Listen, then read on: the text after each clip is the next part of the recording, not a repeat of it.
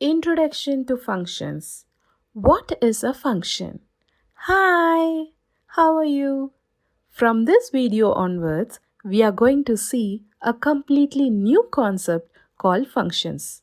Functions are a very important and interesting topic in any programming language. So I hope that you will enjoy it. Let's begin. We already know very well that if we want to store one integer or a string value, we would create a variable and store it. In the same way, instead of one item, if we want to store many items, we would create a list. After we create the variable or list, we would use it in the code once or many times. Now, think about this new situation.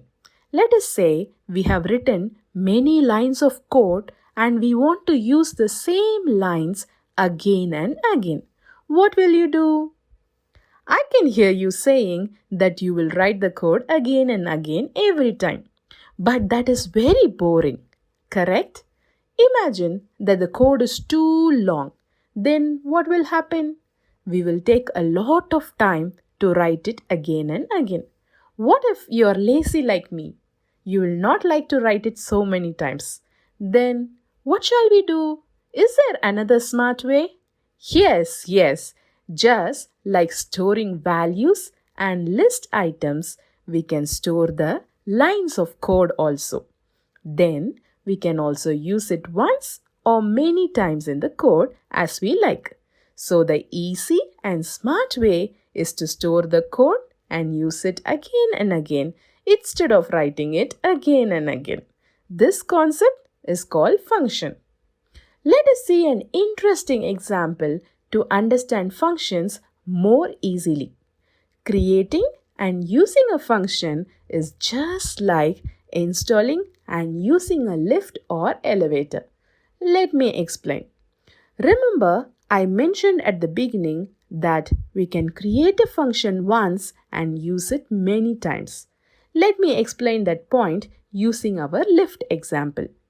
People install and lift only once, but after installing, they can easily go from one floor to another floor as many times as they want. In the same way, we can create a function just once but use it again and again. Let me repeat. We install the lift once and use it many times. In the same way, we can create the function once and use it as many times as we want. So the concept of a function is to create once and use it many times. So, if we are going to use the same line of code many times, instead of writing it again and again, we should create a function. So, instead of writing the same code again and again, we can use that function just like we call the lift. I hope you understand now what a function is. If you did not understand it, don't worry about it.